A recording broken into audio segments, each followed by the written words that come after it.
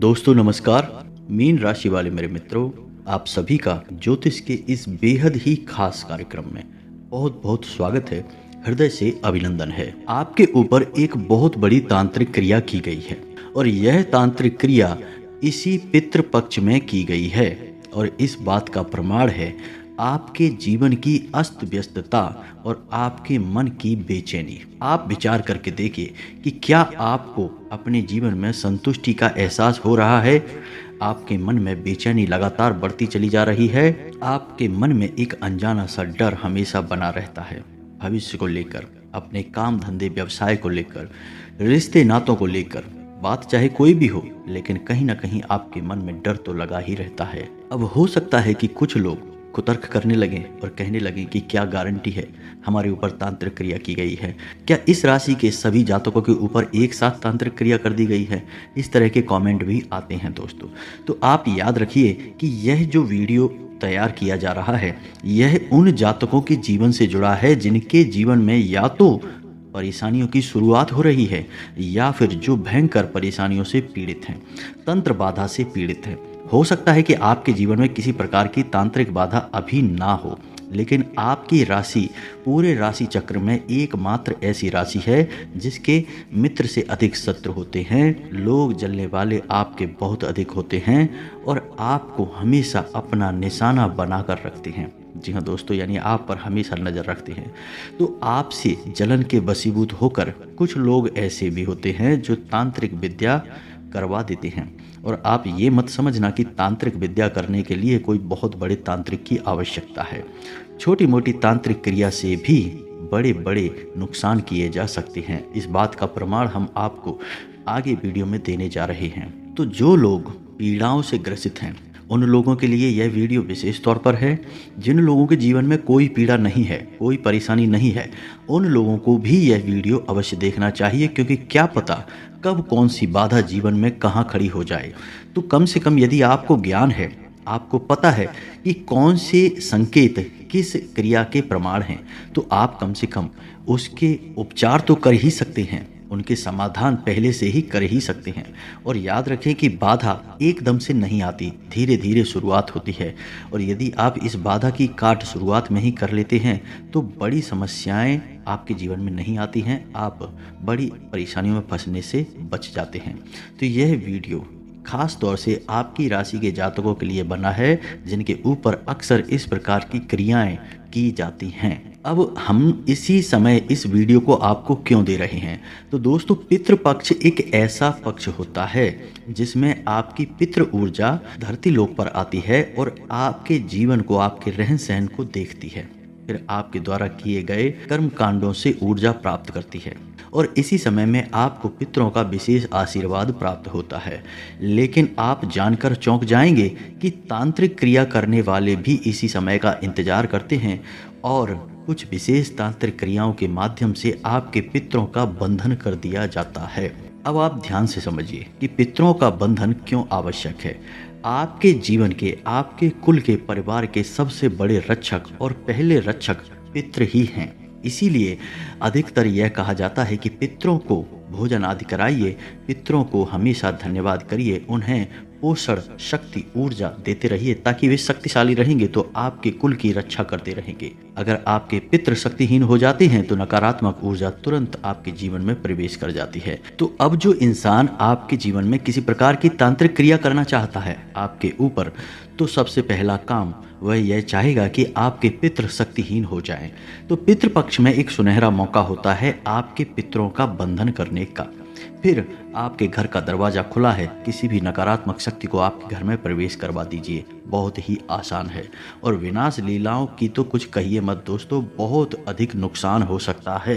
एक हमारे जानने वाले हैं, हमारे मित्र ही समझिए आप, उनके घर का हाल यह है कि आज की स्थिति में उनके घर में एक महिला नहीं है जो कि घर का पालन कर सके, घर का संरक्षण कर सके। पहले उनकी माताजी का निधन हुआ, फिर उनके बड़े भाई की पत्नी का निधन हुआ, फिर उनकी स्वयं की पत्नी का निधन हुआ और यह सब होने में मात्र 1 वर्ष का समय लगा दोस्तों।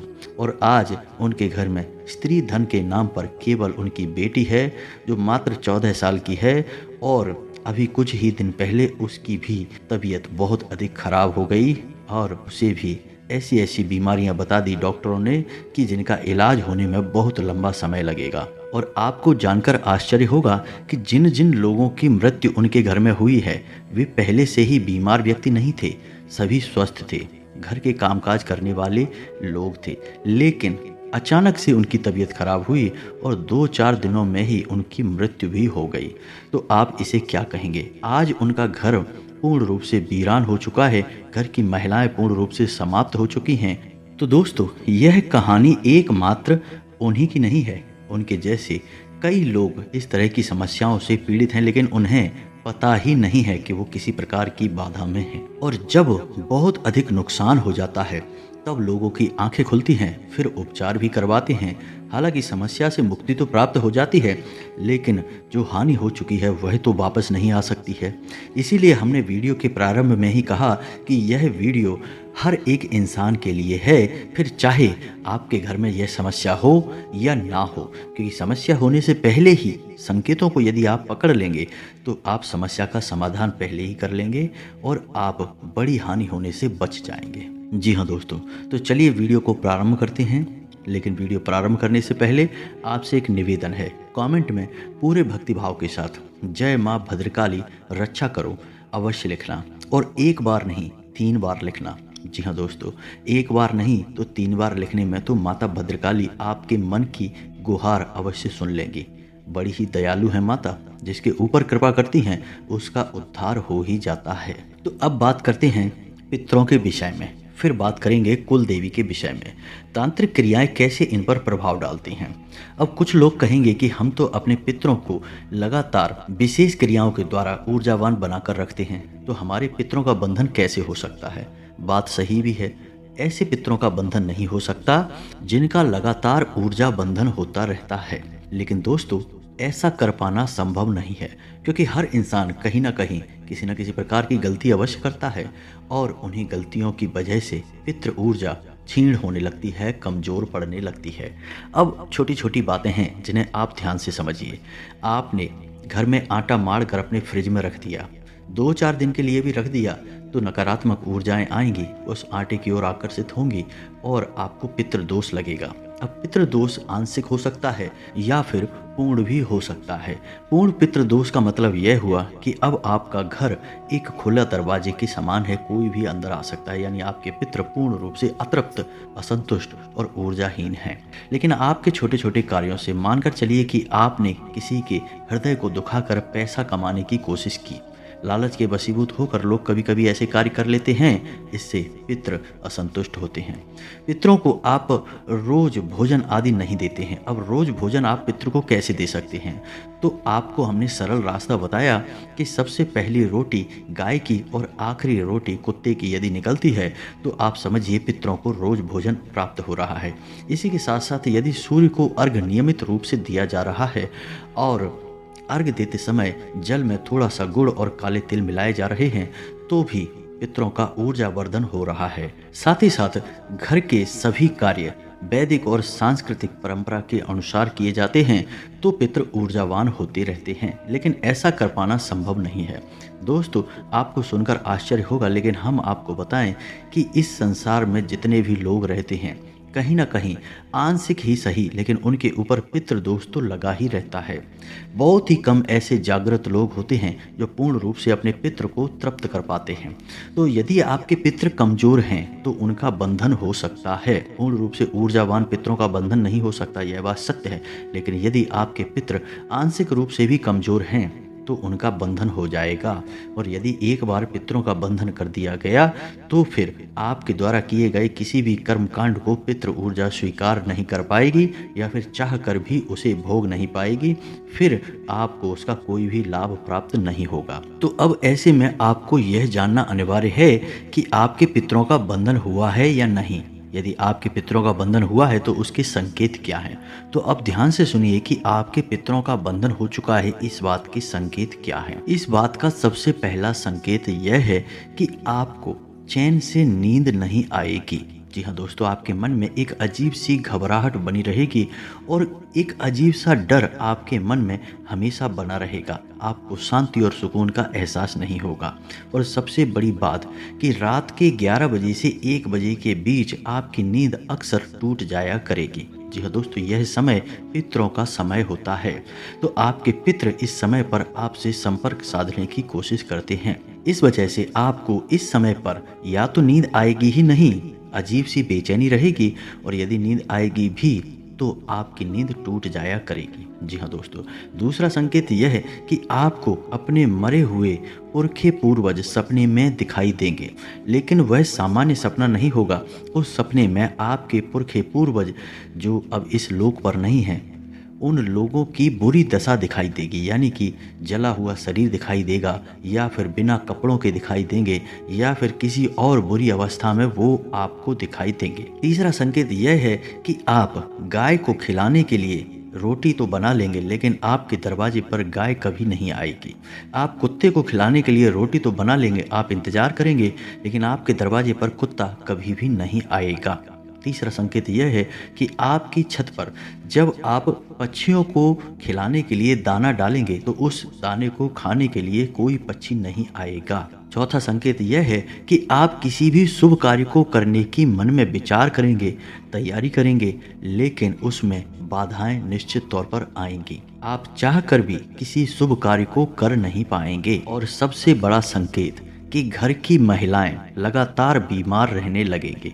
एक के बाद एक बीमारियां बढ़ती चली जाएंगी, और कभी कभी तो ऐसी बीमारियां लगेंगी जिनके बारे में किसी को एहसास भी नहीं होगा, यानी कि डॉक्टर कितना ही चेकअप करेगा लेकिन बीमारी का पता नहीं लगा पाएगा। जी हाँ दोस्तों, संकेत तो और भी बहुत सारे हैं, लेकिन जो मुख्य मुख्य संकेत हैं उनके विषय में हमने आपको बता दिया है। अब आप विचार करके देखना, यदि आपको इनमें से एक भी संकेत दिखाई देता है तो आप समझ जाना कि आपके पितरों का बंधन हो चुका है। अब आपको कुछ विशेष उपाय करने होंगे, तभी आपके पितृ बंधन मुक्त होंगे। तो ऐसी स्थिति में आपको 2 कार्य करने होंगे। पहला कि अपने कुल देवी या देवता की मदद लेनी होगी। आप यदि अपने कुल देवी या देवता को नियमित तौर पर नहीं पूजते हैं तो आप उन्हें पूजना शुरू करिए। लेकिन ऐसे में कुछ लोग होंगे जिन्हें अभी तक अपने कुल देवी या देवता के बारे में पता ही नहीं होगा। तो आप चाहे उनके बारे में जानते हो या ना जानते हो, लेकिन अपने घर के दरवाजे पर एक दीपक शाम के समय अपने कुल देवी या देवता के नाम का अवश्य जलाया करिए। जब भी पूजा करने बैठें तो एक बार अपने मन में अपने कुल देवी या देवता का विचार अवश्य लेकर आएं। आप भले ही उनके बारे में जानते नहीं हैं, लेकिन विचार लेकर अवश्य आएं और उनसे प्रार्थना करें कि आपके पितरों का यदि बंधन हो चुका है तो उन्हें बंधन से मुक्त करवाने में आपकी सहायता करें, और जो भी नकारात्मक ऊर्जाएं आपके घर में प्रवेश कर गई हैं उन नकारात्मक ऊर्जाओं से आपको मुक्ति प्रदान करें। जी हाँ दोस्तों, अब पितरों के बाद घर के पालन का सबसे बड़ा जिम्मा कुल देवी या देवता का ही होता है। हमारे कुल के पालनहार हैं, हमारे कुल के रक्षक हैं। लेकिन समस्या यह है कि आज के इस भागदौड़ भरे जीवन में लोग अपने कुल देवी या देवता के बारे में भी भूल चुके हैं। बहुतों को तो उनके बारे में पता ही नहीं है, और यदि किसी को पता भी है तो लोग नियमित तौर पर उनका पूजा पाठ नहीं करते, उन्हें बिल्कुल भी मान नहीं देते हैं। तो इसका परिणाम यह होता है कि हर तरफ से घर की सुरक्षा समाप्त हो चुकी है। तो पितरों को भी यदि बंधन मुक्त करना है तो आपको सबसे पहले अपने कुल देवी या देवता का आवाहन करना होगा, क्योंकि जिस समय आपके पितृ इस धरती पर थे उस समय भी आपके पितरों की रक्षा उन्हीं कुल देवी या देवता के हाथों में थी।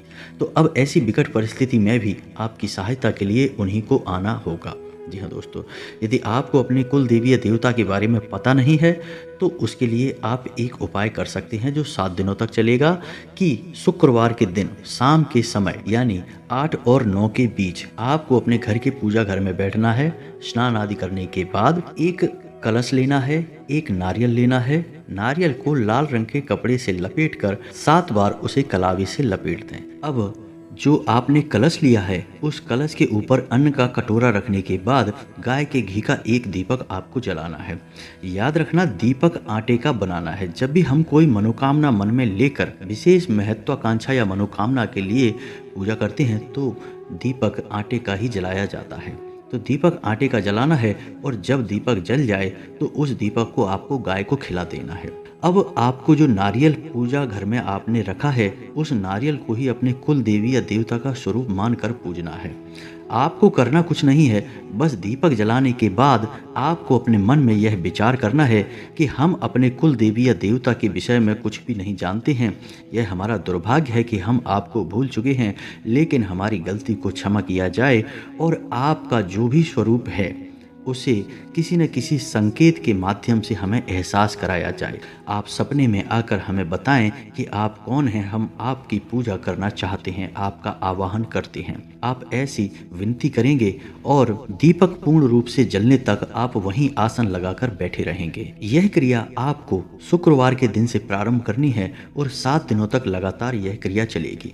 जब तक यह क्रिया आपकी चलेगी, यानी रोज दीपक प्रज्वलित करना है, नारियल का पूजन करना है। हल्दी और चंदन से नारियल को तिलक करके आप उसका पूजन नियमित तौर पर करेंगे।